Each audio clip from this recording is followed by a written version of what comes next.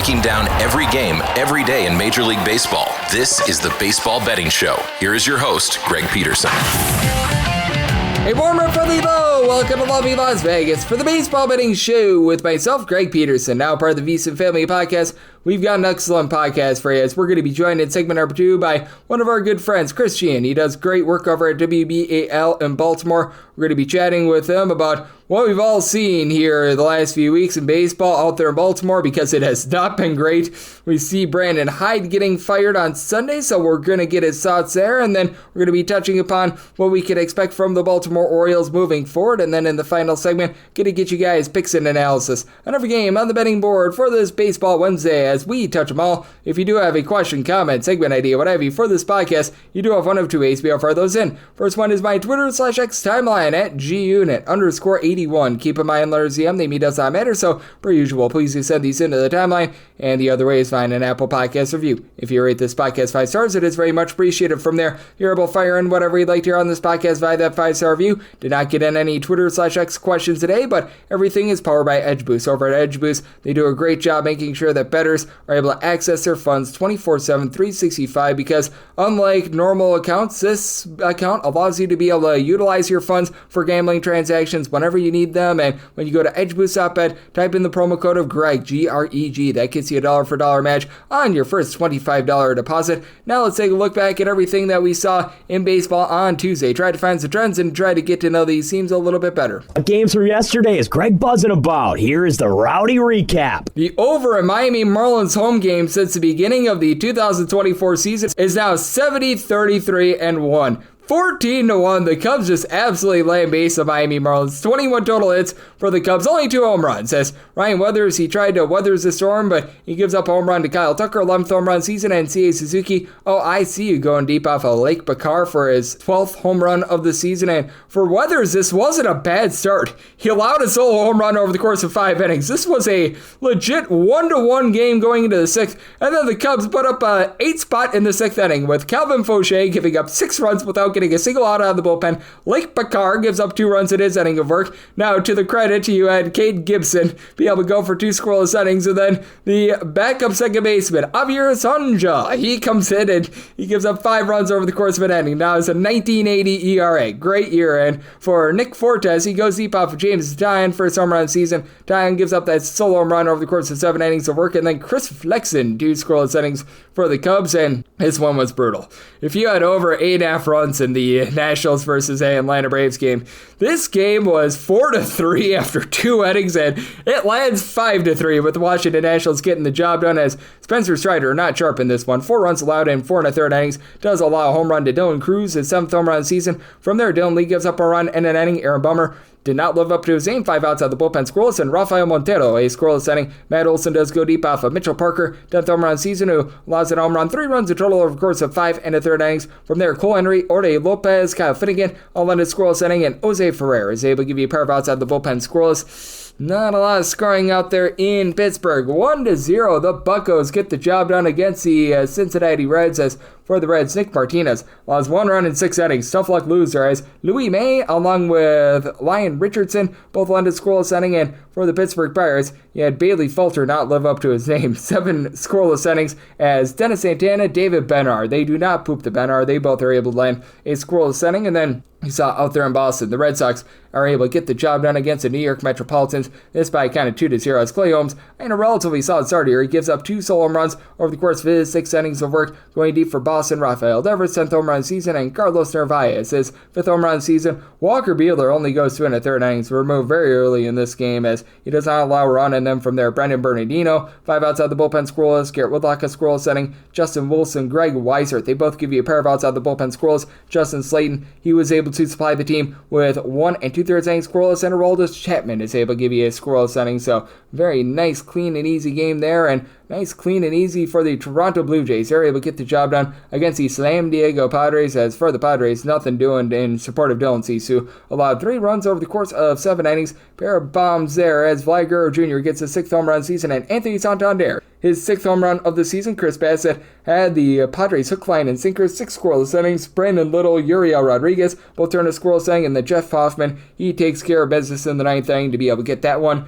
to the window. You saw the Los Angeles Dodgers wrap up the night by being able to get a 4-3 win over the Arizona Diamondbacks. This in 10 innings, as both starters very rock solid. In this one, Ryan Nelson gives up 1 run over the course of 5 innings. From there, you had Juan Murillo along with Kendall Graveman, Jalen Beeks, and Kevin Ginkel all end a scoreless inning. And Shelby Miller has been rock solid for the Arizona Diamondbacks thus far this season. 3 runs, 2 of which were earned in 2/3 of an inning. For the LA Dodgers, you had the sacrifice fly of Max Muncy be able to get the win here, as a hit by pitch also helped out the LA Dodgers as well. For the Arizona Diamondbacks, pair of home runs in this one. You had in the 9th inning, one off of Tanner Scott by Gabriel Moreno. 3rd home run of the season as Corbin Carroll. In the 10th inning, would go deep off of Scott as well. 15th of the campaign, as Scott gave up all the runs for the LA Dodgers in this one. Yoshinobu Yamamoto, 1 hit in 7 scoreless innings, took a no-hitter into that 7th inning. You had Alex Vesia, Ben Casparis from there, combined for a scoreless inning, and then Scott 3 runs, 2 of which were earned between the 9th and 10th innings before Anthony Banda gets an out of the bullpen scoreless. So the LA Dodgers, they do find a way to persevere. And for the A's, they're playing north of 60% of their home games to the over. You saw the LA Angels, by the way,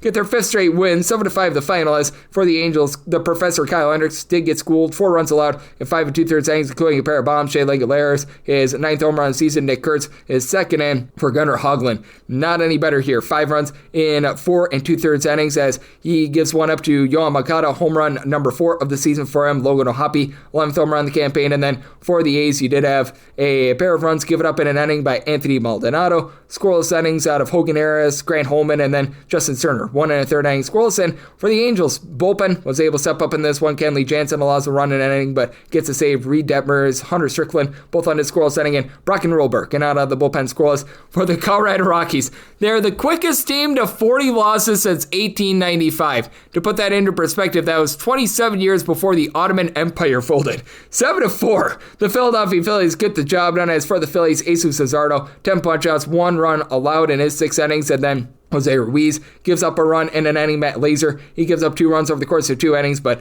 more than enough as Kyle Schwarber's 17th home run of the season. He goes deep off of the reliever, and Mr. Ryan Rollison. Rollison comes in, he gives up 3 runs in a 1/3 of an inning. Jimmy Harrigan, 2 2/3 innings scoreless, but Antonio Sensatella continues to get banged around like a piñata. 4 runs allowed over the course of 6 innings, so less than savory there, and this was pretty savory. The Detroit Tigers, they get a 5-4 win over the St. Louis Cardinals. As for the Cardinals, they've been pretty hot recently, but they ran into Tariq Skubal, who didn't have his A+ stuff, giving up 3 runs in 5 2/3 innings, including a home run. Nolan Arenado, 5th home run of the campaign, but Eric Fetty Wap got whopped. Pair of home runs allowed, 4 runs over the course of 5 innings, as Riley Green gets his 12th home run season. Kerry Carpenter his 10th, and you had Steven Matz supply 2 2/3 innings scoreless. Kyle Leahy, he gets 4 outs out of the bullpen, allows a run along the way. Meanwhile, for the Tigers, bullpen pretty solid. Will Vest, Tommy Canley, both on his scoreless inning. Tyler Holden does give up a run in an inning, but out of the bullpen scoreless, out of Brendan Hennefy, and not a lot of scoring out there in the Mariners versus White Sox game. 1-0 the final. Adrian Hauser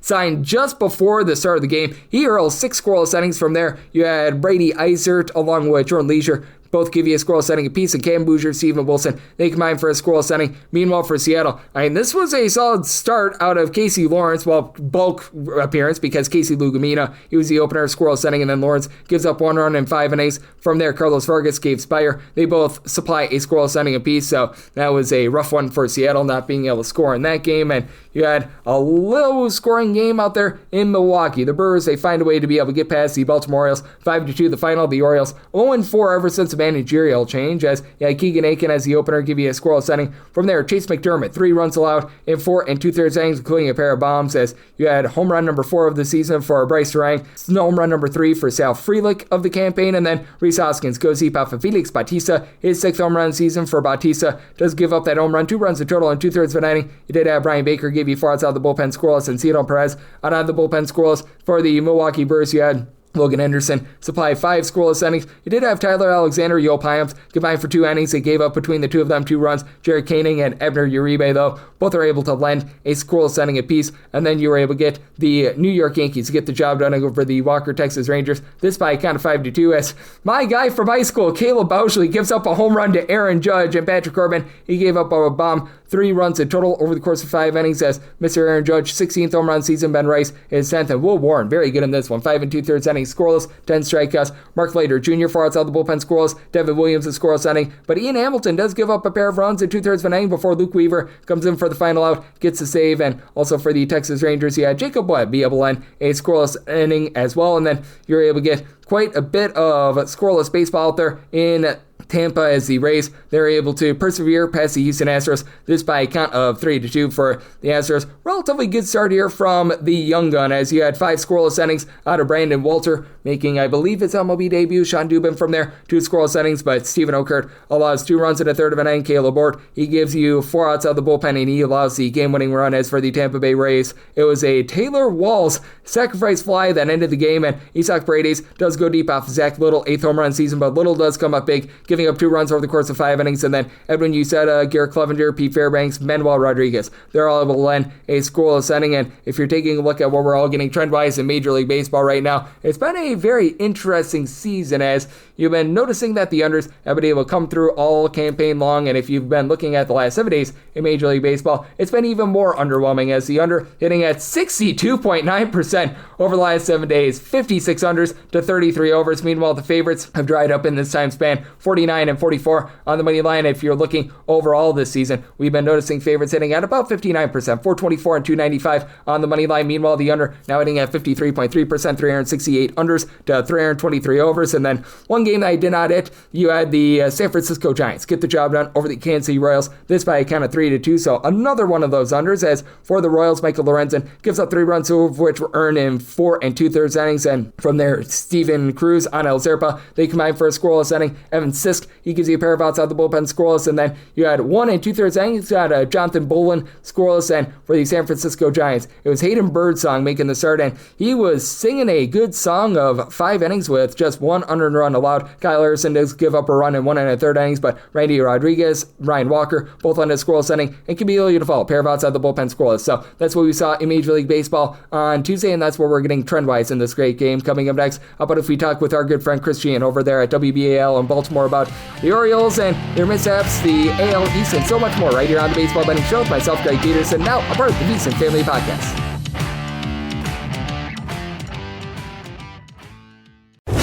Breaking down every game, every day in Major League Baseball. This is the Baseball Betting Show. Here is your host, Greg Peterson.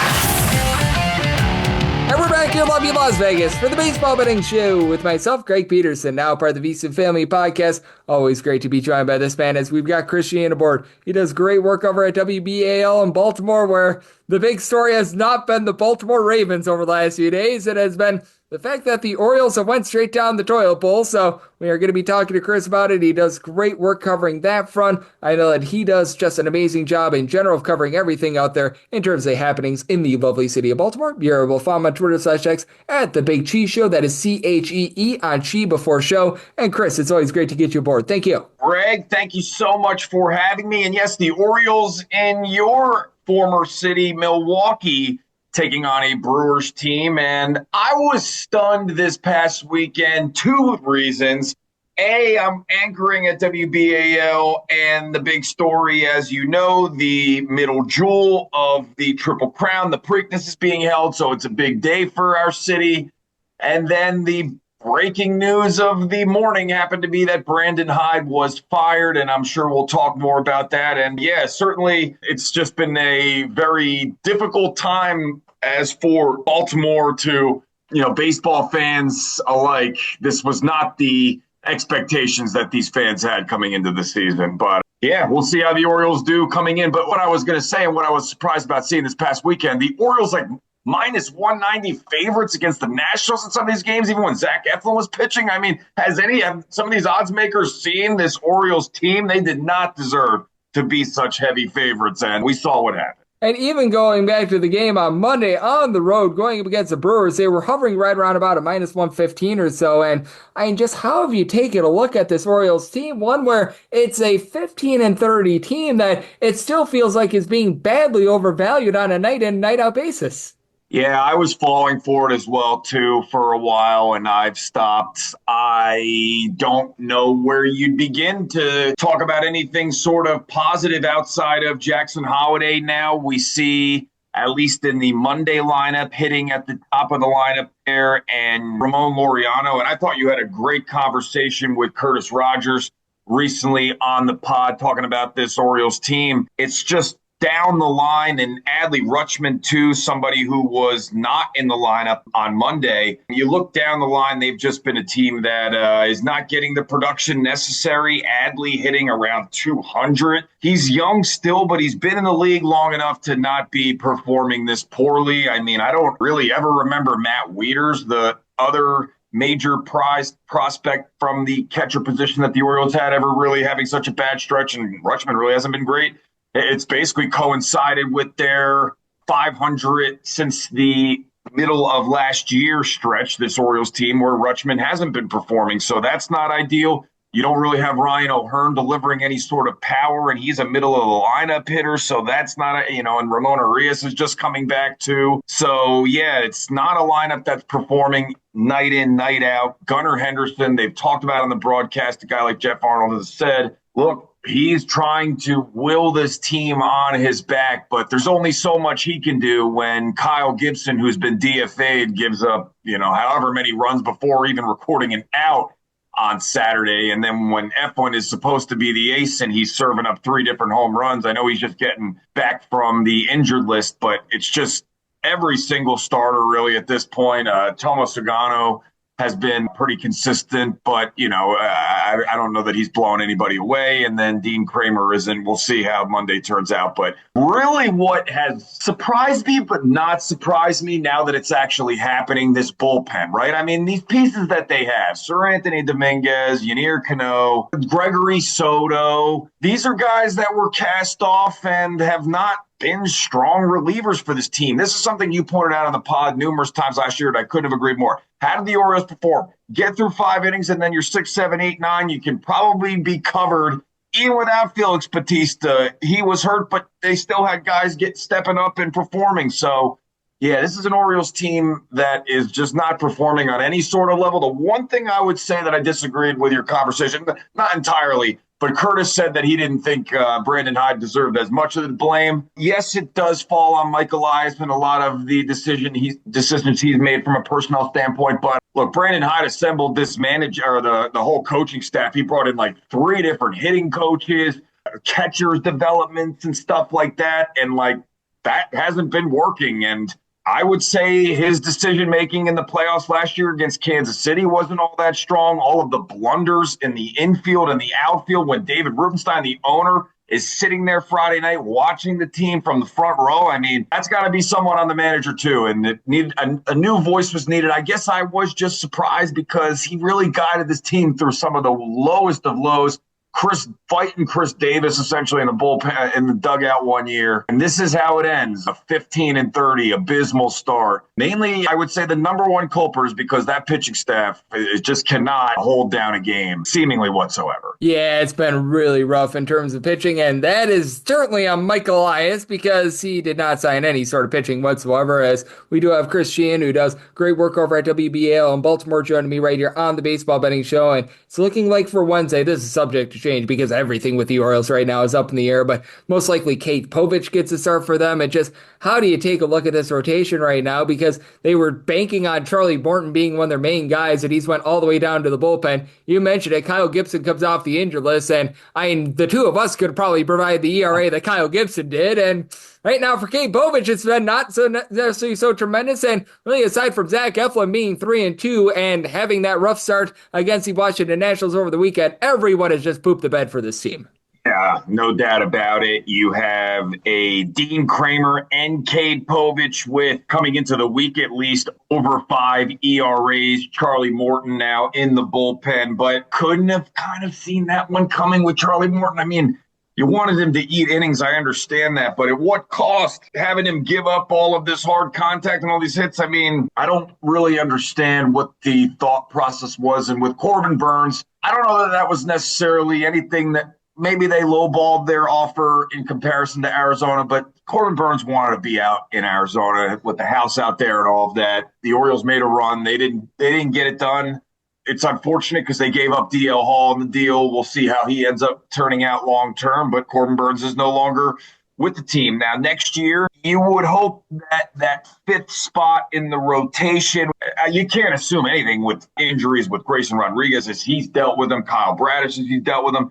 But Tyler Wells should be potentially coming back at least next year. So you have that in mind. So you're thinking about these guys like Povich. Trevor Rogers, you're going to have to gulp and throw him out there when he's ready to go because he's somebody who's just going to have to eat innings for a bad baseball team, especially when they maybe sell some of their assets like a Ryan Mountcastle who could be available at the deadline. Chase McDermott, I know he just pitched recently and he did pretty terribly, but he's young. So see if he can figure his way out throughout this season here. And Albert Suarez, another guy too that I could be keeping an eye on as far as availability coming back. I don't know exactly when that's going to be, but he was a nice bulk guy for them last year who really helped out. So my point is right now in the short term, I don't really see how, even if the Orioles are favorites, you bet them because conceivably you had thought when they were playing a Nationals team, guys like Josh Bell, Josh Bell is a solid hitter, but they weren't the Dodgers, and it was like every single guy on the Nationals,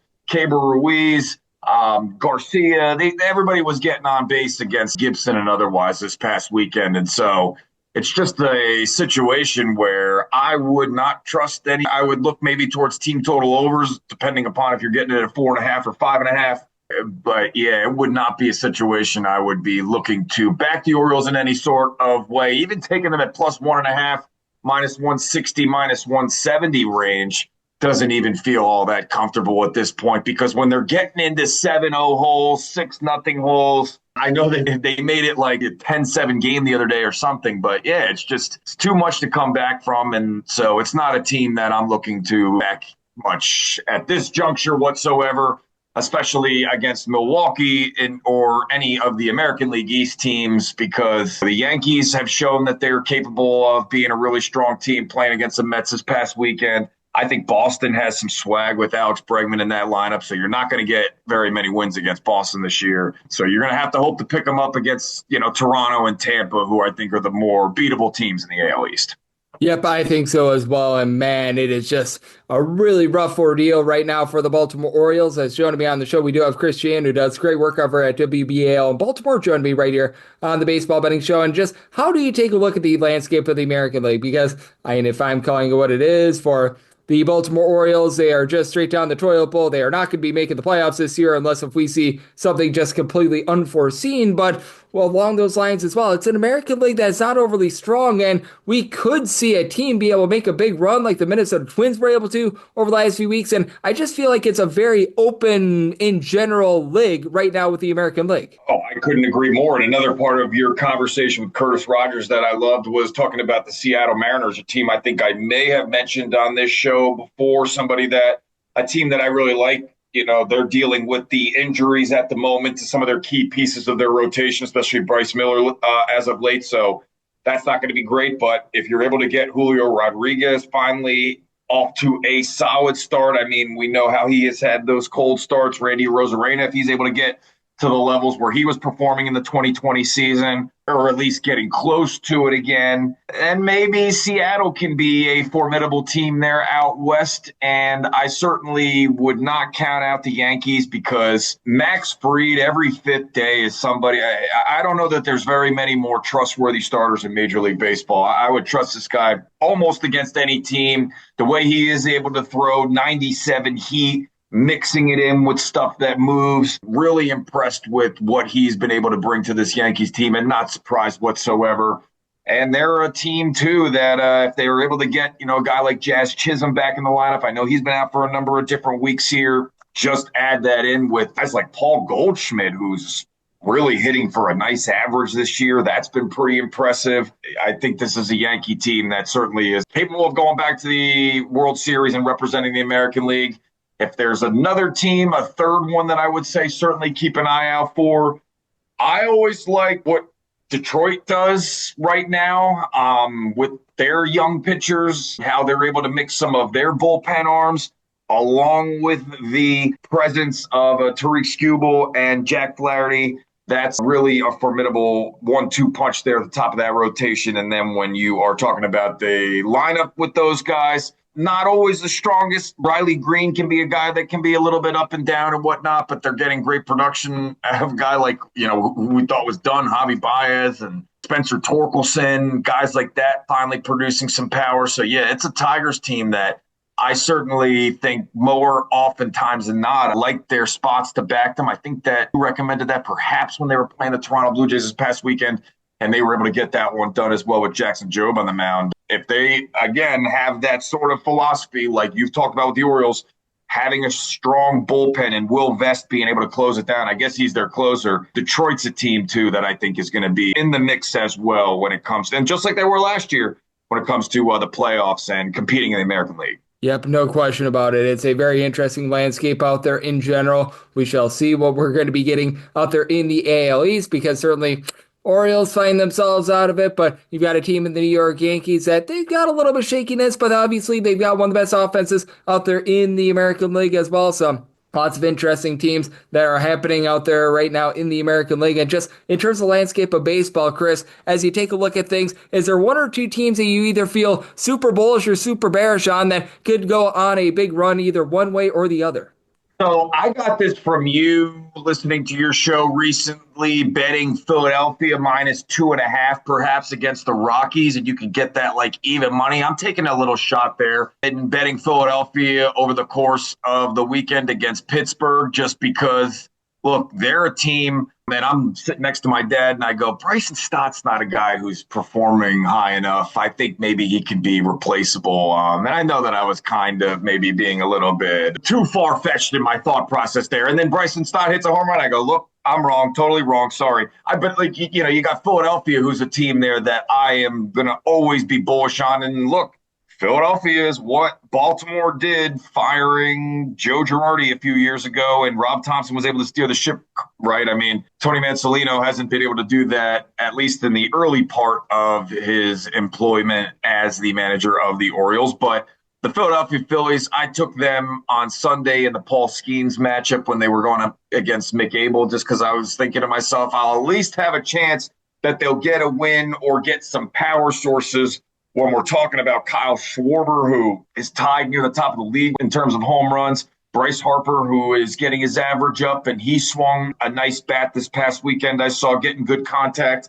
Trey Turner being able to get on base, and even if he's not providing the power, just getting on base and being able to get into a position to score. That's what they're doing. That's the difference between a team like Philadelphia and Baltimore. Baltimore, I think, one of the worst teams, if not the worst, in terms of converting when they have runners in scoring position. So, yeah, Philadelphia is a team I'm certainly going to be looking at a number of times in the betting market. And when you're talking about their pitching staff, too, Aaron Nola might be donezo. You called that one kind of earlier. I'll give you a hat tip to that one. I was buying him a little bit later on, and now he's dealing with the injury. But if a guy like Wheeler's on the mound, we'll see how Christopher Sanchez does in the beginning of the week here. But, yeah, I certainly like the Phillies, and I have been taking shots as far as bullishness goes, betting against Shane Baz, or certainly avoiding any Shane Baz starts. If I'm going to be backing the Tampa Bay Rays, I took them when they had Drew Rasmussen on the mound against the Marlins this past Saturday. That was a winner. But Shane Baz, it's like his slider I was doing some research on. Like every time he throws it, it's getting blasted, and he can't stop falling in love with it. And he has just not really been the guy to be a stalwart and successful in this rotation. So I'm keeping an eye out for any of his starts. But this is the Tampa Bay Rays team that seemingly, I don't think they're going to be competing or anything, but I like Yandy Diaz after he had the issue with his passport, I guess. He's, been hitting pretty well. Even a guy like Jose Caballero, who's been stealing some bases too, that's been helpful for this team. I mean, they're never going to be a major power team. I think it's a travesty that Brandon Hyde, how he's a number 2 hitter on a major league team is beyond me, but that's what Tampa's dealing with. So yeah, just keeping an eye on Shane Baz starts and backing Drew Rasmussen. That's a guy who nearly pitched a perfect game a couple of years ago, coming back from injury. I really like what he's brought to the table for this Rays team. But yeah, those would probably be the couple of teams that I've really been betting on the most here recently, Philadelphia and Tampa Bay, and finding some success. Like I said, I've done trying to figure out the Orioles and betting on them, especially if they're going to be favorites. Once you start seeing them be underdogs and getting some plus prices maybe, but not right now. Yep, and with the Colorado Rockies, betting them is just completely off the table until further notice, as it's been incredibly rough for them. We talk about the Orioles here on this show, but man, the Colorado Rockies, they are far worse than that, but one of the best out there in the business. That'd be you, Chris. You do such an amazing job over at WBAL in Baltimore, so let the good people at home know what's all on tap for you and how people are able to follow along on social media and other platforms. Thank you so much, Greg, for having me. As per the usual, I had a wonderful time. You can find me at The Big Cheese Show on X and on Instagram, where that's a lot more of the baby pictures. My daughter has been begging me to take her to an Orioles game, and it is now very affordable, mostly affordable to go to games now. So even though they're bad, she's 2.5. She won't know any different, and maybe I'll be able to see some of the younger players that we've talked about here, or some of these guys like Gunnar Henderson or Ryan Mountcastle. He could be traded, see some of their last days, or just enjoy a baseball game, because it is still a great time to go down to Camden Yards and check out an O's game. So, Greg, thank you for having me, man. Absolutely. It is always a bunch of fun to be taking a look at a baseball game, whether the team is good or bad. You always have just a fun time in general going out to the park, and we always have a fun time talking with Chris. So big thanks to Chris Cichon for joining me right here on the Baseball Betting Show, now part of the VSiN Family Podcast. And coming up next, it is that time of the podcast. They give you picks and analysis on every game on the betting board for this Baseball Wednesday as we touch them all.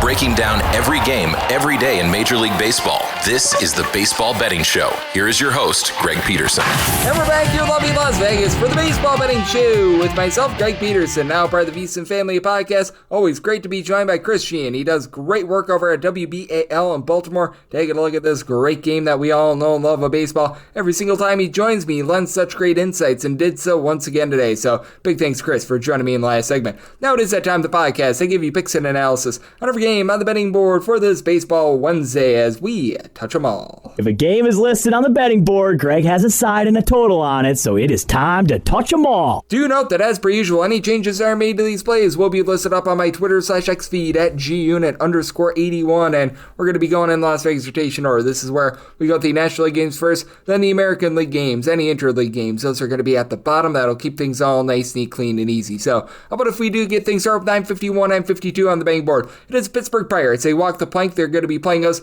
to the Cincinnati Reds, and yes, we're on to Cincinnati. You guys, Brady Singer getting the start for them as he's looking to make the Pirates sing the blues, and Andrew Heaney's on the bump for the Pirates. 8 is the total, over and under both at -110, -123 to -130 is that number on Cincinnati. Between +110 to +112 is that number on Pittsburgh. And with regards to Cincinnati Reds, I set them at a -122. So if we can get these timelines to come out and we can get like 1 or 2 cents lower, I'm going to be willing to back them. And when it comes to a run line price on the Cincinnati Reds, I'd be willing to take a +146 or higher. We're not quite there yet, so it's probably going to be a money line situation there. But for Brady Singer, he's been relatively solid thus far this season. Recognize that he's not like some strikeout artist or anything like that, but he's been able to do a solid job this season, getting about 8.5 strikeouts per 9 innings. A 5.01 ERA, in my opinion, is a little bit misleading. 4.43 fielding independent. He's been giving up about 1.4 home runs per 9 innings, and it's been a little bit of a rough patch for him. 3+ runs allowed at each out of his last 3 starts. And for Andrew Heaney, after he got off to a relatively nice start to the season, he's been regressing a little bit as well. Right now, posting up a 3.02 ERA overall for the season, but still 4+ runs allowed in 2 out of his last 4 starts, and walks are up. 3+ walks allowed in each out of his last 4 starts. That's why the fielding independent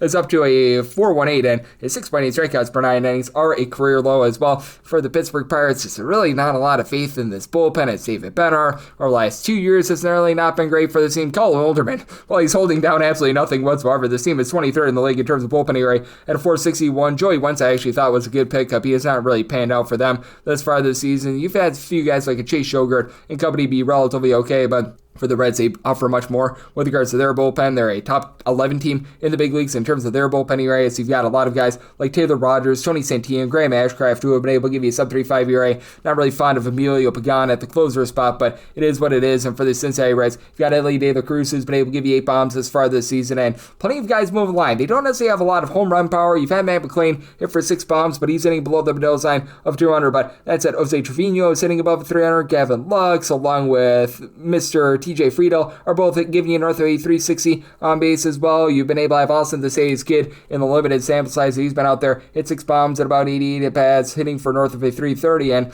on the flip side, you do have yourself a bunch in the Pittsburgh Pirates that they are not generating runs right now. They are about 3 runs per contest. That is dead last in the big leagues, as you've had Oneil Cruz be able to supply the team with 8 home runs, but his on-base percentage is starting to slip a little bit as well. Joey Bart has been able to give you about a 380 on base, so that's been solid. And Brian Reynolds, he's back up to hitting above the Mendoza line of 200, 6 home runs thus far this season, but I mean, there are just a lot of guys at the bottom of the fold, like an Andrew Canario, Adam Frazier, all these guys that just have not been able to give you anything whatsoever. They're now getting back Spencer Horwitz, so that should be able to help them out, but I do think that in the end, the Cincinnati Reds going to be able to do a rock solid job here. You do have a pair of guys who have been relatively shaky recently, so I did set a bit of a higher total. I did set my total at 88.3, so I like the over, and I do like the Red Legs up to a minus 122 on that money line. 953, 954 on the betting board. It is the Chicago Cubs on the road against the Miami Marlins. Max Meyer is on the bum for the Fish, and Cade Horton, here's a who, is on the bum for the Cubs. The Cubs are anywhere between minus 122 to minus 130 favorites, plus 110 to plus 115. That number on Miami, 8.5 to 9 is the total on the 9.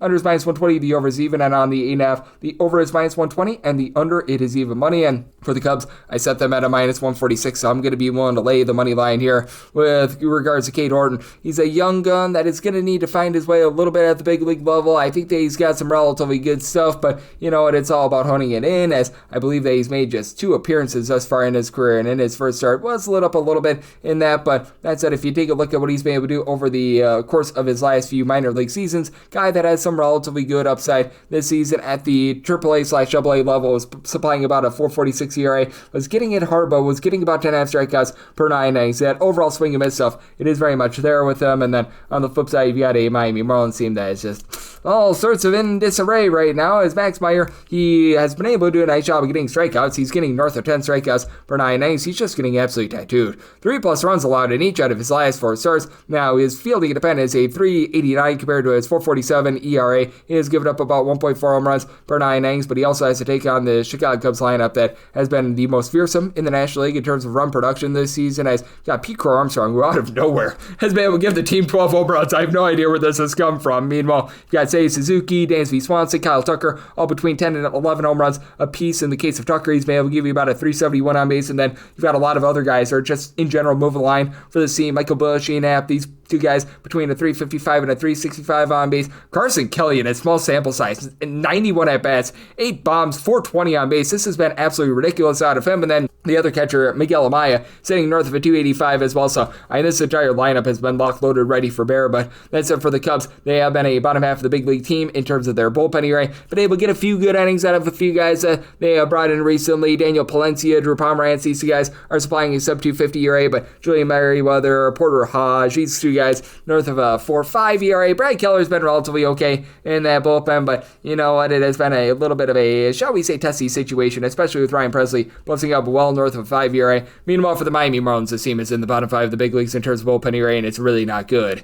You've been able to have a few nice innings out of Anthony Bender. He's been able to do a nice job, be able to supply this team with a sub 3 ERA, but that said, when you get into a lot of these long guys, they just have not been great. Like McCarr is posting up north of 4 ERA. Jesus Tanoka is getting Tanoka around with a 4.6 ERA, actually a 6.6 ERA. George Floriano north of a 7 ERA, so these guys are really not coming through. You just don't have a lot of power with this team. Kyle Stowers has been great, 10 home runs, about a 380 on base, and then Matt Mervis is up to 7 home runs, but he's hitting below the Mendoza line 200, and then you've just got this vector of guys hitting between a 230 to a 240 with no power whatsoever. Otto Lopez, Eric Wagaman, Javier Sonja, Jesus Sanchez, a whole bunch of guys are just and then Dave Miners has been relatively rock solid. He's been able to give you about a 335 batting average, but now he's on the injured list, so that's not great to say the least. I do think that for Mr. Horton, he's able to go out there, lend a relatively nice start, and they do take it to a Marlins team that is very much struggling right now. I did set my total at an 8.7. Personally, I'd rather have an 8.5 over rather than a 9 under, so I'm going to be taking a look at that 8.5 over, and I do like the Cubs on the money line.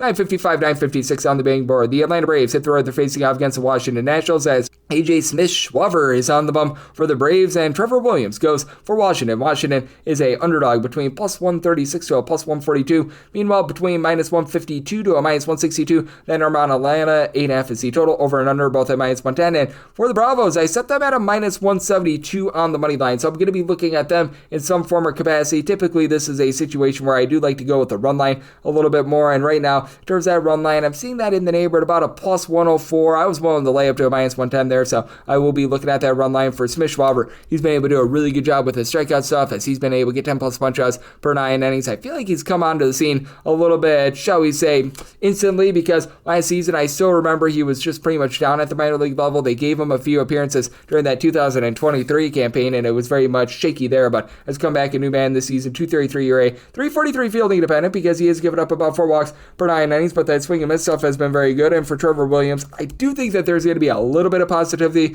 for him as he's got a 5.91 ERA. His stuff is very much not overpowering as he only gets about 7.5 strikeouts per 9 innings, but does a nice job, only giving up about 2.5 walks per 9 innings. He's kept the ball in the yard. He's given up 5 home runs over the course of his 45 innings across 9 starts, so has been pretty nice there. That said, just giving up a lot of general contact, 4+ runs allowed at each out of his last 4 starts, and this is an Atlanta Braves team that has been hit or miss with their lineup all season long. You've got a guy in Austin Riley who's been able to give you 8 home runs. He's hitting north of 275, so that's been helpful for this unit. Alex Verdugo, ever since he's come off the injured list, has yet to hit a bomb, but you know what, he's moving the line. And then on top of Riley, you've got a trio of other guys, Matt Olson, Sean Murphy, Marcell Ozuna, always between 8 and 9 home runs apiece, and Ozuna is really the guy that's moving the line for the team, north of 400 on base. You need more out of Michael Harris, Ozzie Albies, both of these guys hitting at 225 or lower without a ton of power. And for the Washington Nationals, C.J. Abrams has been rock solid, hitting above 300, 8 home runs. And then James Wood, how about this guy? 12 home runs, and he's been able to give you north of a 350 on base. Rest of the lineup, though, is not great, as you got Josh Bell along with Dylan Cruz hitting below the middle sign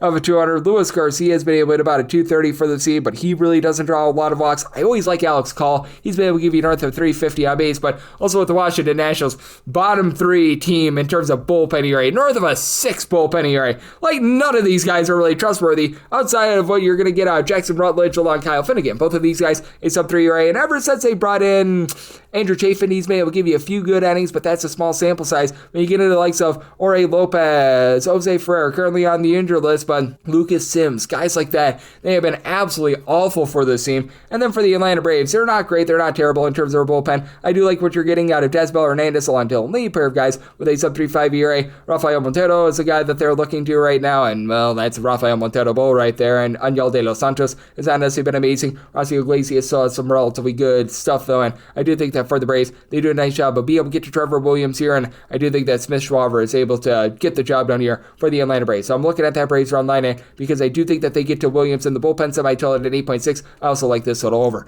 957, 958 on the betting board. It is the Philadelphia Phillies on the road against the Colorado Rockies as Taijuan Walker goes for the Phils and Carson Palmquist is on the bump for the Rockies. And the Rockies do find themselves as pretty massive underdogs, anywhere between plus 195 to a plus $2 underdog. Meanwhile, between minus 220 to minus 238, that number on the Phillies, and 11.5 is the total. The over and the under anywhere between minus 105 to minus 115. And your sky high run line price as of right now, you're laying minus 150 with the Philadelphia Phillies. Sign me up. I made it a minus 199. Like, the fact that Taijuan Walker is a minus 293 road favorite on my handicap tells you exactly where I'm at with the Colorado Rockies. Not good, to say the least, as yeah, for Taijuan Walker thus far this season, he's been a little bit better. He's going to be making his first start in a bit of time as he was able to go out there, I believe, on the 14th, so he skipped like a few days, something like that. They've had him going from being a long reliever to being a starter to being back to being a long reliever, so it's been a little bit up, down, all around for him, but for Walker, he's honestly been halfway okay this year. 262 ERA, 345 fielding dependent after he just got completely barbecued last season, still giving up 3.5 walks per 9 innings, but all in all, do like what I'm seeing there. And Mr. Palmquist, he made his first career start a few days ago, and he got completely lit up like a Christmas tree, giving up 5 runs over the course of 4 innings. Guy that was pitching for the Miami Hurricanes a few seasons ago, and it's not like he was amazing at the AAA level. This season, honestly, not too bad, as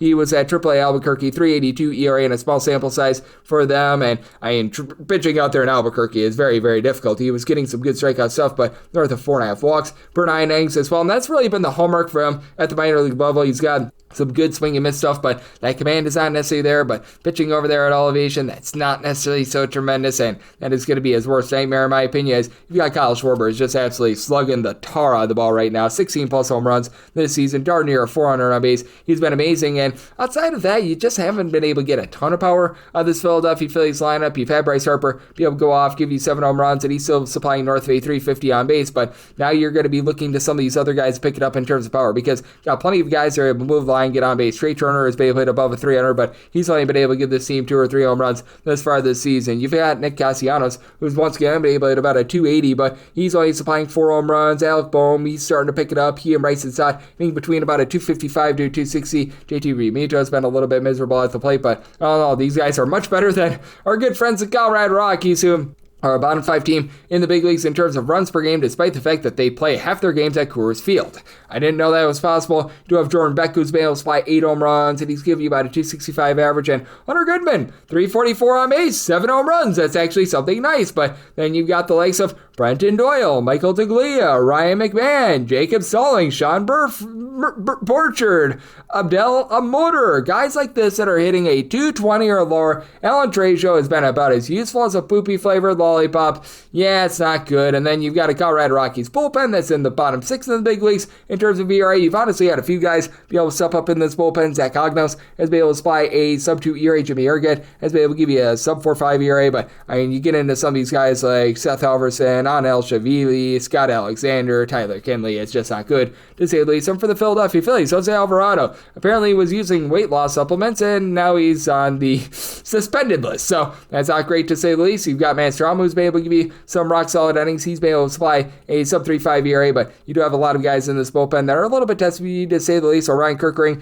north of 4 ERA, hasn't been himself this season. Jose Ruiz, Joe Ross, these guys are rocking north of 4.5 ERAs as well. So do think they get a little bit of a higher scoring game? Did semi-total 11.3, because I just flat out don't think that the Rockies do their part with this total. I'm in on the under, and I do like the Phillies on the run line. 959, 960 on the betting board. It is the Arizona Diamondbacks on the road against the LA Dodgers, as Dustin May hopes to make it Mayday for the Dodgers, and Corbin Burns goes for the Diamondbacks, and the Diamondbacks are underdogs of between plus 110 to a plus 120. Meanwhile, anywhere between minus 130 to minus 132. That number on the Dodgers 9 is the total. Over and under anywhere between minus 105 to a minus 115. And for the Dodgers, I set them at a minus 129 on the money line right now. If you're looking at that run line price, you're only getting right around about a plus 138. I would need to get a little bit better there, so we will see what happens as the night progresses and we get more run line prices. That's an opener at FanDuel, and typically they do not have the best straddle on these run line prices, so we shall see what happens there, but it would be willing to go up to a minus 129. When we get the timelines, I'm thinking that I should be able to get a good number on the LA Dodgers. As for Dustin May,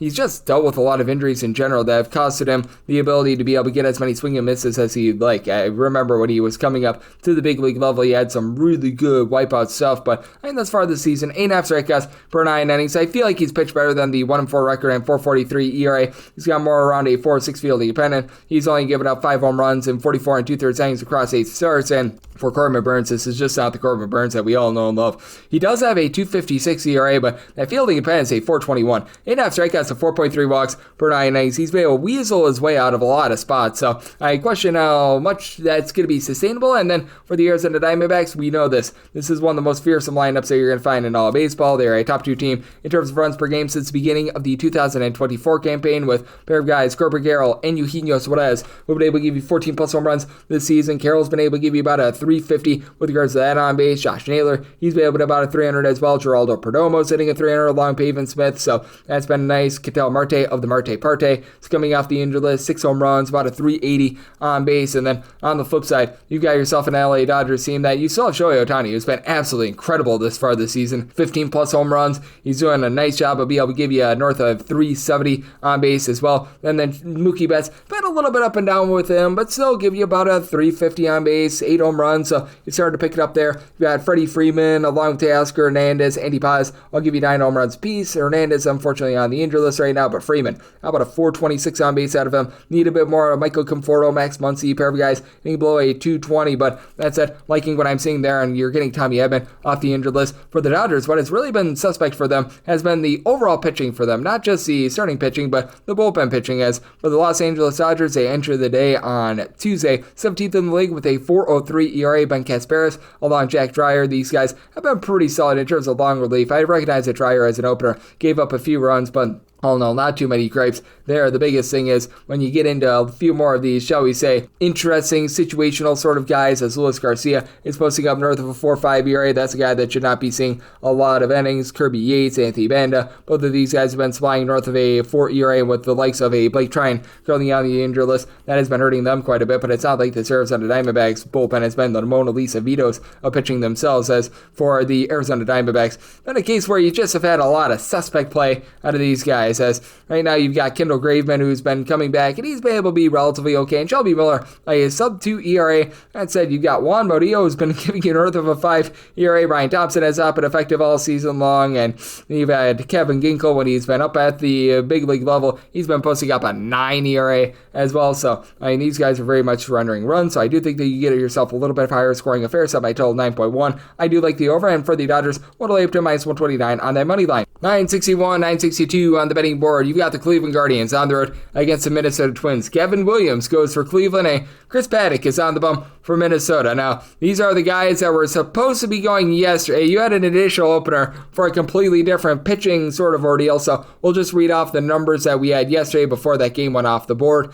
You had the Twins anywhere between a minus 110 to a minus 115, even money to plus 105 is that number on Cleveland. 7 to 7.5 is the total on the 7.5. Under is between minus 115 to minus 125. Over is between minus 105 to plus 105. And then on the 7, over at minus 120. Under at even, and if we do get those similar numbers, I'm going to be willing to ride with the money line of the short favorite here in the Minnesota Twins, as I set them at a minus 132, and maybe my total at 7.9. I'm going to be willing to take a shot on the over for Chris Paddock. He's been much better recently than he was for his beginning part of the season. 4.05 ERA overall this season, but he's allowed just 6 runs over his past 5 starts. He's got a fielding opinion that's a little bit north of a 4 thus far this season, as he's been getting fewer than 8.5 strikeouts per 9 innings. The walks he needs to cut down on, but has been a bit more recently. But for Kevin Williams, 1.5 home runs and 5.1 walks allowed per 9 innings. Only a 4.29 ERA, but feeling a pen that's a little bit higher than that. Backed up by a bullpen that entered into the series 18th in the league with a 4.06 ERA. And for the Minnesota Twins, this has been a really good bullpen, as they've got a 2.87 ERA. That is a top 3 mark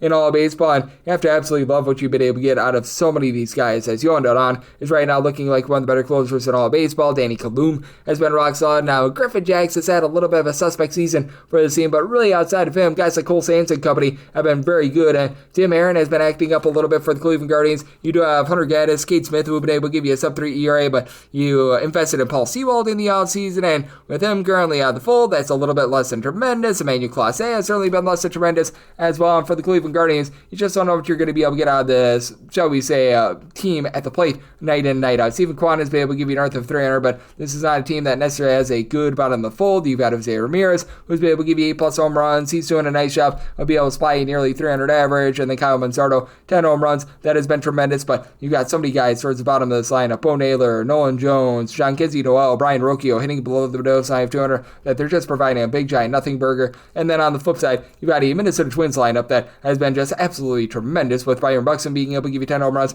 this season. He should be coming off of the injured list relatively soon, as he was dealing with a little bit of a concussion. Trevor Larnach, he's been able to give you 7 home runs this season, and now you've got quite a few guys moving the line, like Harrison Bader, Ryan Jeffers, throwing there when he's been out there on the field. Mr. Buxton, who I mentioned before, playing at least a 260. Ty France has been able to give you about a 320 on base as well. They have a deal with the injury to Matt Wallner, but all in all have been able to find a way with that regard. I do think that this Twins team is going to be able to get to this Guardians bullpen, and I did set my total as a result at a 7.9. I like the over, and for the Minnesota Twins, I'm going to be willing to lay up to a minus 131 on that money line. 963, 964 on the betting board. You've got the Houston Astros on the road against the Tampa Bay Rays, as Tyler Johnkel, Milton Bradley is on the bump for the Rays, and Hunter Brown is on the bump for Houston. Houston is a minus 127 to minus 135 favorite, between plus 114 to plus 118. That number on Tampa Bay. 9 is the total. Over is even money, and the under is minus 120. And for Tyler Johnkel, Milton Bradley, set him at a plus 144. I'm going to be willing to lay up to a minus 143 on the Houston Astros. For Hunter Brown, he has been absolutely dominant thus far this season. I mean, how about Hunter Brown being able to give you a $1.43 in terms of his ERA. Fielding independent is a sub-2. He's given up 2 home runs in 56 and 2/3 innings, and he's allowed a total of 5 runs in his last 7 starts. Just absolute chef's kiss right there. And then for Dodge Bradley, a 4.80 ERA, career low 7.3 strikeouts per 9 innings, giving up about 1.3 to 1.4 home runs per 9 innings. I do think that things are holding in for him a little bit, and he's backed up by a bullpen that's been pretty solid for the Tampa Bay Rays. This is a top 10 team with regards to that bullpen ERAs. You've been able to have a lot of guys like Garrett Clevenger, Manuel Rodriguez, Eric Orze and company be able to give you a sub-3.5 ERA. Pete Fairbanks has been very good as a closer as well, but how about the Houston Astros being able to supply a top 5 bullpen ERA? So you've got the Bryans, Brian King, Brian Abreu, who've been able to give you a sub-3 ERA. Josh Hader has looked completely reborn this year, as this is Josh Hader that we all know and love, sub-2 ERA, and then Steven Okert, Caleb Ort. These two guys have been able to give you a sub-2.25 ERA as well, and they need it because this has been an Astros lineup that it's been a little bit shaky this year because it's appearing as though Jose Altuve is just washed. He's been hitting for about a 290 on base, 4 home runs thus far this season. Jeremy Pena has been able to above a 300. He's been able to supply the team with 6 home runs. Isaac Paredes, 375 on base. He's able to supply 7 home runs, and then you've been able to have Jake Myers be able to hit for a 300 as well. On the flip side, you do have yourself a bunch in the Tampa Bay Rays that has been in the bottom 10 of the big leagues in terms of their overall run production, as you've been able to have Jonathan Randa do a nice job, give you about a 400 on base. He's been able to supply 6 home runs. Andy Diaz has 6 home runs as well, but batting average has been a little bit down this year. Junior Caminero, 8 home runs, but hitting just a 235. Meanwhile, Cameron Mizner, after a nice start to the season, he's went down the toilet bowl. You've got a pair of guys with Christopher Morel, Taylor Walls, and then throw in there Janie Jansen as well, owing a 225 or lower, so it's been very suspect with that regard, and that's a big reason why I think that this total is set too high. I recognize that out there in Tampa, it is now a little bit more hitter-friendly, and the temperatures are starting to warm up out there at Steinbrenner Field, but I can only set a total of 7.9. I think the Brown is going to be dominant, and it's just going to shut down the Tampa Bay Rays, so I'm going to take a shot on the Astros up to a minus 143. With regards to that money line, so I'm going to be 1 to 8 here, and again, made my total 7.9. I just don't see why we've got a 9 here, so I'm going to be 1 to take a shot on the under. 965, 966 on the betting board. The Chicago White Sox playoffs to the Seattle Mariners, as you've got Shane Smith on the bum for the Southsiders, and Logan Evans goes for Seattle, and Seattle is hanging between minus 139 to minus 150 favorites, and plus 130 to plus 125, that number on the Southsiders, and 8 to 8.5 is the total on the 8.5. Under is minus 120. The over is even on the 8. The over is between minus 110 to a minus 120. Under is between even and minus 110. And for the Mariners, I set them at a minus 162 on the money line. If you're looking to lay a run half with them, you're going to be able to find a little bit of plus money across the board right now with regards to the initial opener at FanDuel. Again, typically has some of the lesser run line prices out there. Seeing that at a plus 114, I'd be willing to take pretty much even money or better on Seattle, so I'm going to be willing to take a shot there. As for Shane Smith, he's actually been really good for the Chicago White Sox. The problem is everyone else around Shane Smith is not necessarily too tremendous, and I do think that for Smith, we're going to start to see a little bit of regression with him, as right now he's been able to rock an ERA that has been a sub-3 thus far this season, right around about a 205, but that fielding independent is closer to a 316. 8 strikeouts to 3 walks per 9 innings, and he's been able to do a rock-solid job in terms of being able to hold down the fort with 1 earned run or fewer in 4 of his last 5 starts. So his last start against the Chicago Cubs gave up 6 runs, only 1 of which was earned. He should have been out of the inning, and then he allows like a grand slam, so that's a little bit of a misleading number, as he's right now towards the top of the big leagues with the amount of unearned runs that he's given up. Like, he's got 18 total runs given up, but only 11 of which have been earned. And then for Logan Evans, posting up a 257 ERA in his first 4 starts. He has been able to do a nice job on that front. Now, fielding dependent is looking a little bit closer to a 4, as he's only getting about 6 strikeouts per 9 innings. He's kept things out in front of him. He's giving up less than a home run per 9 innings, so you do like to see that, but that's it with the Seattle Mariners. This is a lineup that is just absolutely slugging the tar out of the ball. A top 3 team in the American League in terms of runs per game away from home, as you've had Julio Rodriguez get off to a little bit of a slow start, but now he's starting to be able to find it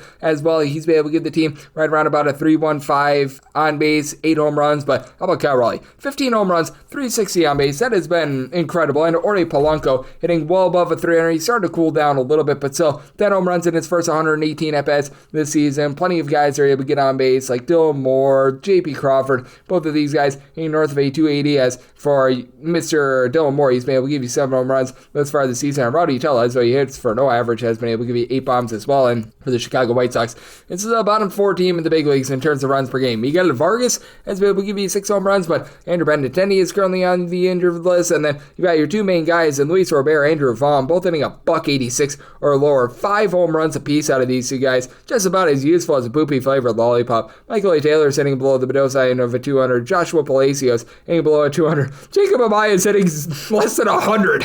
A 119 on base percentage, and he's seen 62 at bats this season. Like, good grief. You've got Edgar Guerrero, who's been about a 365 in terms of that on base, but man, this is not a good team. And then for the bullpen, you've got a few okay pieces, but this is still a bottom 8 team with regards to their bullpen ERA. Steven Wilson has been able to give you about a 2 ERA. Mike Vasil, as a long guy, has actually been really good. He's been supplying about a 2 ERA, but then you've got likes of a Brandon Hyde when he's been out there. Frazier Allard is he's currently on the injured list. Jared Schuster, guys like this providing well north of a 4.5 ERA. And then on the flip side, you've got a bunch in the Seattle Mariners that are right around about league average in terms of their bullpen. You've had Andres Munoz be one of the better closers in the big leagues. When you've had Taylor Cicado out there, very limited amount of appearances for him, rightfully so, because he's been awful. Edward Bizardo, Gregory Santos, Trent Thornton, guys like this have been providing north of 4 ERA, but been able to get some good production out of the opener from yesterday. Casey Lugumina, Gabe Spire, and company. So to think that Seattle goes out there, they are able to very much get to the Chicago White Sox team, and they're going to be able to get the job done. So I'm going to be taking a look at that run line. And with regards to the total, right now we're seeing this at an 8. I did set my total a little bit north of an 8, so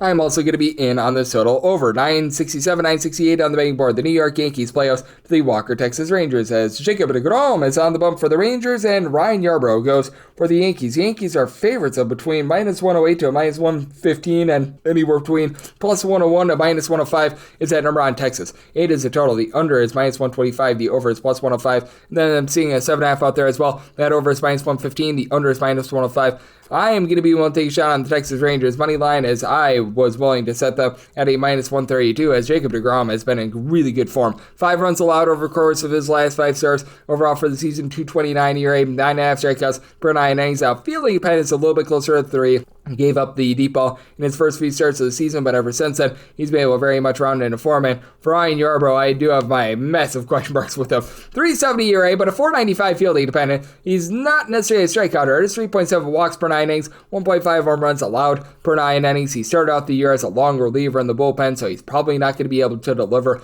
lot of length as well. And then for the New York Yankees, Evan Williams has just been absolutely terrible as a relief piece for the New York Yankees. Was their closer, was removed from that role. He's been posting up an ERA north of a 7. It's been not great to say the least. And you got a few other guys like a Tim Hill, Tyler Madzik, who have been supplying north of a 3.5 ERA and able to get some good production out of Yuri De Los Santos, Fernando Cruz. These 2 guys have been able to give you a sub 275 ERA, and then Luke Weaver has been just amazing as a closer for this bunch. And then on the flip side, you've got yourself a Texas Rangers team that is so with regards to the bullpen. I've really been liking what I've been seeing out of some of these, shall we say, shorter guys like a Robert Garcia has been able to do a nice job supplying the team with a sub 2 ERA. That's been a big surprise to me. Hobie Milner along with Chris Martin. These 2 guys, a sub 275 ERA, but have the likes of Sean Armstrong, Luke Jackson, who've been providing north of a 4.5 ERA. Caleb Elsley, long guy from Hortonville, Wisconsin, has been able to give you a little bit of something as well. And for the Rangers, well, you have not been getting a lot out of this lineup. They've been a bottom 6 team in the big leagues with regards to runs per game, despite the fact that Wyatt Langford has been really good this year. 9 home runs, about a 330 on base, but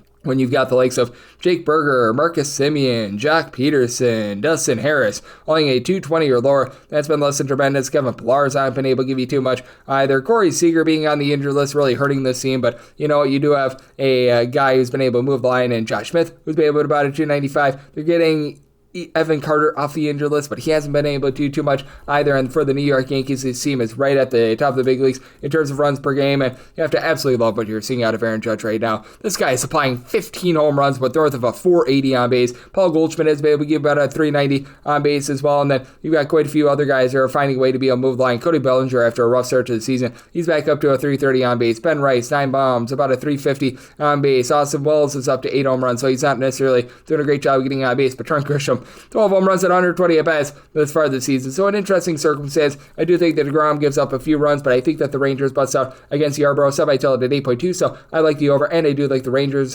on the money line. Set them at a minus 132, 919, 920 on the betting board. The Athletics of Sacramento are going to be playing host to the Angels. Very nearly said Oakland there as Jack Conowitz is on the bump for the Halos, and JP Sears is on the bump for the Athletics. 10.5 is the total. The over is between minus 120 to a minus 125. Under is any between even and plus 105, and with the Athletics, they're between minus 147 to minus 162 favorites. Between plus 134 to plus 138 is that number on the Halos. And I said the Angels at a plus 182. If you're looking to lay a run half here with the Athletics, you're going to be able to get a modest plus number, and I'm going to be willing to take a shot on that run line. As for Jack Conowitz, he's just not getting any sort of strikeouts whatsoever. He has been supplying the team with less than 5.5 strikeouts per 9 innings. He has just really not been a guy that I've been having any faith in whatsoever in terms of being able to get things all figured out. And it's not even like his command has been great. If you're going to be a guy that doesn't get a lot of strikeouts, you best not walk guys. 5.3 strikeouts to 4 walks per 9 innings, 4.71 ERA, 5.27 fielding independence. So that's a little bit less than tremendous. And for JP Sears, he's been able to turn over a little bit of a new leaf thus far this season. A 3.31 ERA. He's given up the deep ball a little bit less, 7 strikeouts to only about 1.8 walks per 9 innings, while giving up in his 9 starts thus far this season just 6 home runs over the course of 49 at bats. So that's been pretty rock solid, and they do face off against an Angels team that's very much all or nothing. They're either going to hit the deep ball or they're not going to hit at all. Right now, you've got pretty much nobody that's able to give you much in terms of batting average other than Nolan Schunel, who's been able to give you about a 365 on base. Now, Taylor Ward is up to 13 home runs this season, but you've got Joe Adell, who's up to 5 home runs thus far this season. Kyron Paris, who's had 6 home runs, only between a $193 to a $198, all providing less than a 270 on base. So, yeah, that is all or nothing. Luis Renifo, he's got 1 home run. He's giving you a 258 on base. Pretty useless there. Ori Soler, he's been able to hit about a 215 thus far this season with 6 home runs. So yeah, this is not a lineup that is doing a very good job at all of being able to move the line. And then on the flip side, you've got an Athletics team that's been a little bit all or nothing as well. But Shea Langoliers, Shea is banged for about 8 home runs, hitting about a 250. Brent Rooker along with Tyler Soderstrom, 10 home runs thus far this season apiece with Soderstrom, but right on about a 330 on base. But has had 1 home run over the last 3+ weeks, so he needs to get going a little bit more. Lawrence Butler, JJ Bleday are both hitting for less than a 300 on base as well. But Miguel Andujar, when he's been out there, as he's currently dealing with an injury, hitting above 300. Jacob Wilson, about a 345 with regards to his batting average. You do have a pair of teams, though, that are in the bottom 5 of the big leagues in terms of bullpen ERA. It's really not been great for a lot of these guys. So I will say on the A's, you've got Grant Holman, Justin Sterner, who've been able to supply a sub-2 ERA and been able to get a little bit of production on the likes of Mitch Bentz, Hogan Harris, providing between a 4.25 to a 4.50 ERA. But then on the flip side, you've got yourself an Angels team that, man, this is a bullpen in which you really don't have anyone whatsoever that is any sort of trustworthy for the team. As got Sean Anderson, who in 7 1/3 innings is posting up a sub-3 ERA.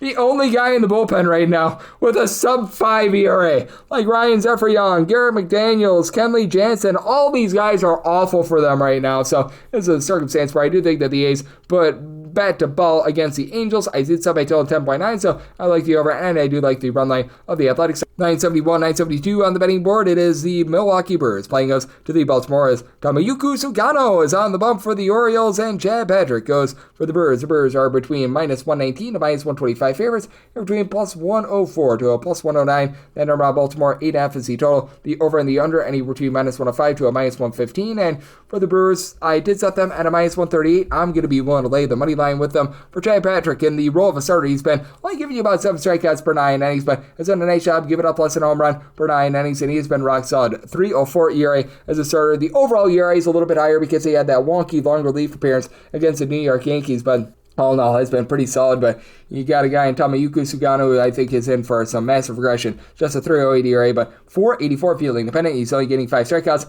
per 9 innings. He has been giving up 1.5 home runs per 9 innings, and he's backed up by a bullpen that's currently 25th in the big leagues in terms of ERA. You've got Felix Bautista who's been able to give you a sub-3 ERA, but pretty much everyone else in this Orioles bullpen, other than Brian Baker, has been not so trustworthy this far this season, as Ynier Cano has seen his ERA balloon right back up to about a 5 or so. Gregory Soto, Sir Anthony Dominguez, the Cast-Offs of the Phillies are posting up north of 4 ERA. Matt Bowman has been nothing to write home about, and for the Baltimore Orioles, in games played away from home this season, only averaging about 3.8 runs per game. You've had Cedric Mullins supply 10 home runs this season, but just a 330 on base after a good start in terms of being able to move line to begin the season. As Sakir said, along with Adley Rutschman, both hitting below a 215 has been an issue. Gunnar Anderson starting to give you a bit of something. He's back up to hitting above a 250 with 7 home runs, so I'd like to see that in Ryan They're about a 385 on base with 7 bombs. That's been pretty rock solid as well. But then for the Milwaukee Brewers, you do have Bryce Rang, Sal Frelick will be able to do a nice job. And for north of a 265 for this team, these guys have been able to do a nice job in terms of their on-base percentage. Christian Yelich, Jackson Chourio, both of these guys, 7 home runs apiece. And for Yelich hitting below the Mendoza of 200, that's a little bit less than tremendous. And for Chourio, he hits a 236, but just a 254 in terms of that on-base. Bryce Rang is able to give you north of a 370 in terms of his on-base. William Contreras, he's backed up to about a 370 on-base as well. Reese Hoskins, 400 on-base. Not a lot of power out of this Milwaukee Brewers lineup, but these guys are finding a way to be able to move the line other than what you get in terms of some of those interesting infielders like Vinny Capra, Caleb Duran. These guys have been a little bit shaky to say the least, but even with that shakiness, I do think that the Brewers get the job done, even with a bullpen that has been thus far this season right around about 20th in the league in terms of bullpen ERA. Joe Payamps, Elvis Figueroa, rock solid last season, have been anything but that this season, and these guys have been off and on injured, and at the minor league level, Jared Koenig, he's posting up north of the 3.5 ERA, but Abner Uribe, how about a 1.25 ERA? He has been rock solid along with Nick Mears in this bullpen, and I do think that the Brewers do a nice job of taking into Sugano, so set my total at an 8.6 along with the Brewers. I'm willing to lay up to a minus 138 on the money line. I'm willing to take this 8.5 over. 973, 974 on the betting board. The Detroit Tigers hit third face off against the St. Louis Cardinals. Andre 3000 Palante is on the bump for St. Louis, and it's all to be determined on the bump for Detroit. So this game is currently off the board, and when I was looking on CBS Sports, they were lining up Brant Herter for this start, so that'll make things interesting. That pretty much reads to me that it's going to be in some form or capacity a bullpen game, and essentially a bullpen game of the Tigers against the Cardinals. I set the Tigers as a favorite. I'd be willing to lay up to a minus 117 on this money line of the Tigers. Would need at least plus 118 to take a shot on the Cardinals, and then a 8.5 or less, I'm in on the over, 9 or higher to the under. And the reason why the Tigers are a favorite is that their bullpen games are actually pretty stinking good. Ever since the beginning of the 2024 campaign, this is a Tigers bullpen that has been number one in the big leagues in terms of bullpen ERA. You just have so many guys in this bullpen. They're able to mix a match. If you do indeed get Herter as some sort of an opener / starter, what have you, he's been able to supply the team with a sub 250 ERA this season. But then you've also got Tommy Kahnle, Brandon Hennefy, Will Fest, all these guys being able to give you a sub 250 ERA as well. Tyler Holden has been a little bit shaky in the bullpen, but past that, all these guys are able to mix and match. A lot of these guys are able to give you multiple innings as well. And then for the St. Louis Cardinals, this has been one of the hottest teams in all of baseball, but it is a bullpen that does have a few question marks in there. Ryan Elsley is one of the better closers that you're going to find in all of baseball. Matt Savinson, in the small sample size that we've seen out of him, it's been pretty rock solid, but Chris Roycroft, John King are both supplying north of a 4.85 ERA. Jojo Romero has been a little bit better recently, but he and Gordon Gassifo both north of a 4 ERA as well. And for the St. Louis Cardinals, not as if you've got like some sort of supreme power with this team. Lars Nootbaar is right now leading the way with 7 home runs at about a 360 on base. Brandon Donovan, very solid in terms of hitting for north of 335. At least it's better at home rather than on the road, but you've got Jordan Walker along Dolan Gorman hitting below the Mendoza line of 200. You've had Mason Winby able to supply about a 360 on base, and you've got Nolan Arenado just not being his normal self, hitting about a 240 or so. He's getting a little bit washed, and for the Detroit Tigers, this is all of a sudden a top 4 team in the American League in terms of run creation, as Spencer Torkelson has been able to give you 12 plus home runs. He's doing a nice job being able to give the team in that neighborhood about a 350 or so in terms of his on base. Riley Green's up to 11 bombs. He's been able to about a 275. Gary Carpenter, 9 home runs. He's been able to put about a 285. Zach McKinstry, Gleyber Torres, both of these guys about a 368 on base.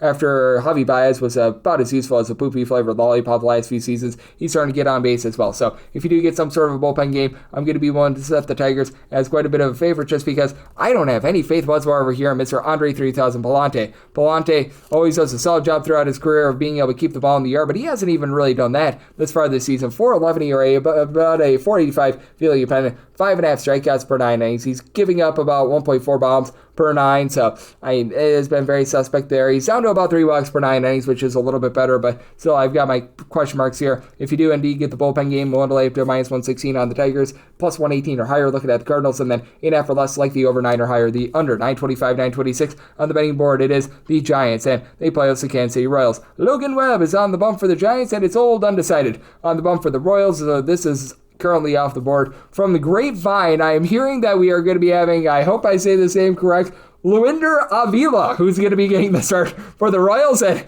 if that's the case, the Giants are minus 207 favorites on my handicap. I'd be willing to take pretty much even money or better with regards to a run line there. And then I need at least plus 208 to be able to take a shot on Avila and company. And then 7 or less, I'm looking at the over 7.5 or higher, the under. If you do indeed get Avila, I'm not going to go too far here because we don't know whether or not he's actually going to be getting the start in this game. Very interesting guy at the minor league level. He comes over from Venezuela, a young 23-year-old who, he's got some relatively good good stuff. 10.5 strikeouts per 9. And he's not giving up a lot of the deep ball. 4.74 ERA at AAA Omaha. So that's a little bit less than tremendous to say the least. And Logan Webb is always tremendous at home. About a 2.68 career home ERA. North of 4 ERA on the road. But at home, he gives up about 0.4 home runs per 9 innings. And this guy's been steady Eddie. 0, 1, or 2 runs allowed in 4 of his last 5 starts. Right now, supplying a 2.42 ERA, 2.09 fielding dependent, with him giving up just 0.3 home runs per 9 innings. He's allowed 2 home runs in 63 plus innings this season, and he's backed up by a bullpen that is tied for number 1 in the big leagues in terms of bullpen ERA. Got so many guys that you're able to mix and match with. Randy Rodriguez, along with Eric Miller, Tyler Rogers.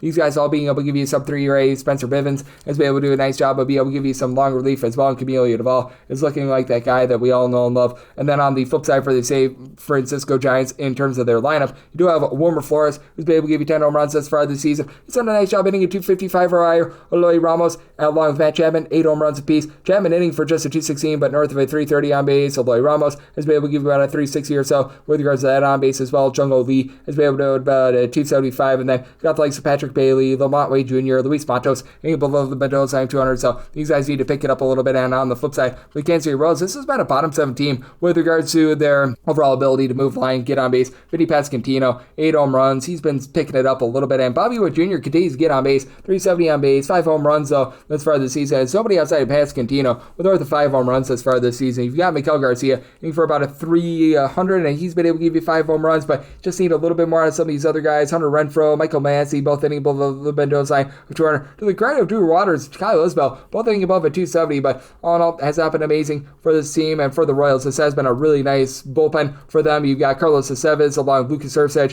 who have been a nice 1-2 punch in that bullpen. They pair up very well with the likes of Steven Cruz, Daniel Lynch, who both would have been able to give you a sub-2 ERA as well. So circumstance where I did set my total to where a 7 or less. I'm looking at the over 7.5 or higher, the under with the Giants. I'm willing to take pretty much even money or better on the run line. For the Royals, need at least a plus 208 to be able to take a shot on them. 927, 928 on the betting board. The New York Mets, they hit they're facing off against Boston Red Sox, as Garrett Crochet is on the bump for the Sox, and Tyler McGill is on the bump for the Mets. It is the total over and under, both of minus 110, minus 143 to minus 155 is that number on Boston, and between plus 130 to plus 133 is that number on the Metropolitans. And with the Red Sox, I set them at a minus 138 on the money line. I would need at least a plus 150 to take a shot on that run line. If we could get up a few more pennies with the Mets, which I'm thinking once we get the dime lines, we should be able to do so, I would be willing to take a shot on the Metropolitans on the money line. I need at least a plus 138 to be able to do so. And if you're looking to lay a run half in this ordeal, you'd be only getting a plus 142 right now with the Boston Red Sox. So we shall see how that matriculates. But that said, with Garrett Crochet, he's been able to do a relatively solid job here for the Red Sox, even though his swing and miss stuff has been down a little bit from where it was last season. Like last year, he was getting north of 12 strikeouts per 9 innings. This year, he's hovering more in that neighborhood about, I would say,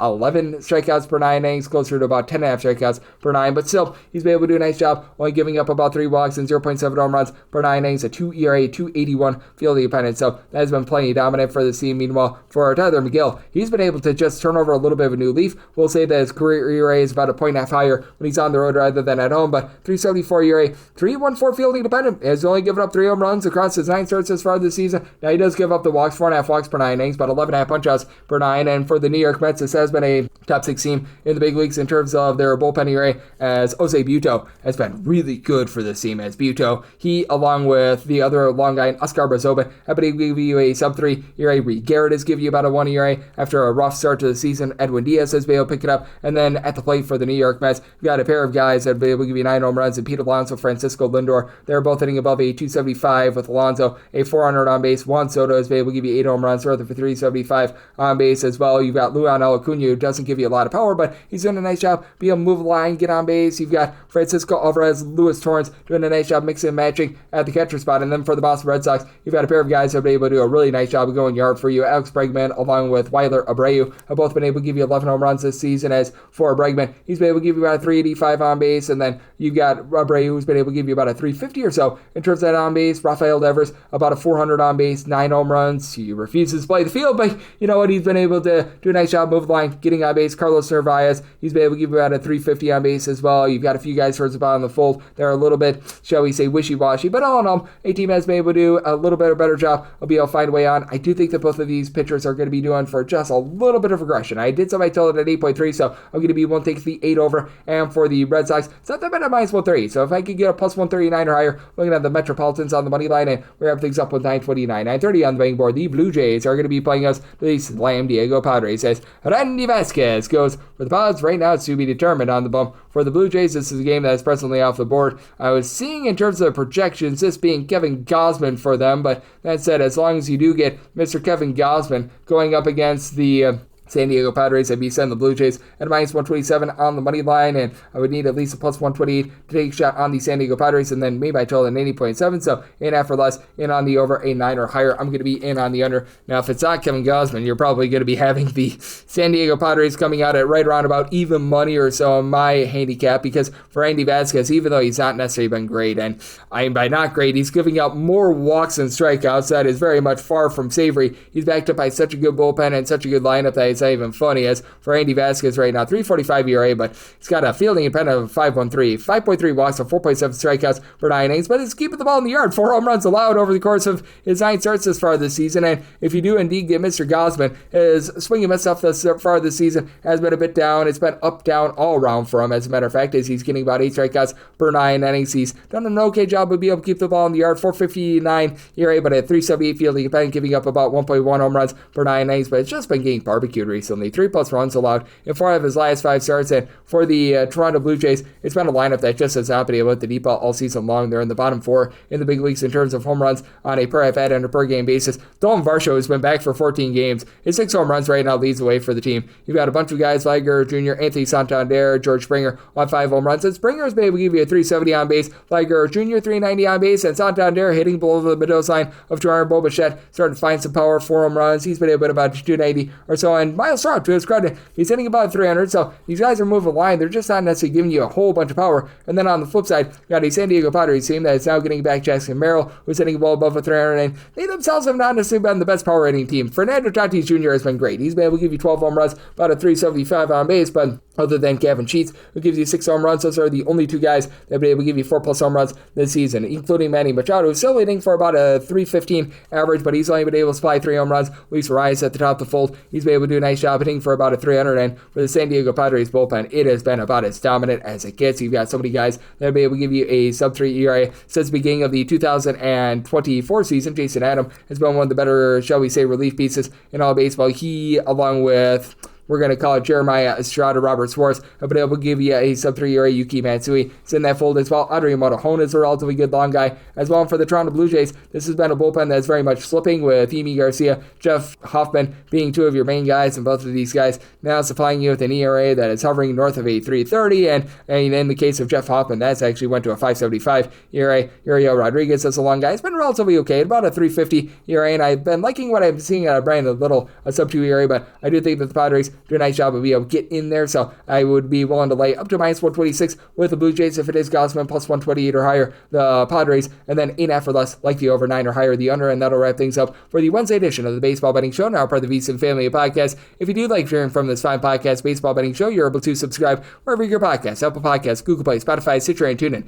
If you have a question, comment, segment idea, what have you for this podcast, do have one of 2 ways we offer those in. First one is by Twitter/X timeline at gunit_81. Keep in mind, letters EM, they mean does not matter, so per usual, please send these into the timeline. Other ways, find an Apple Podcast review. If you rate this podcast 5 stars, it is very much appreciated. From there, you're able to fire in whatever you'd like to hear on this podcast, find that 5-star review, and big thanks once again to one of our good friends, Chris Cichon, who joined me in last segment, coming at you guys every single day throughout the baseball season. That means I'm back with you once again tomorrow. Thank you.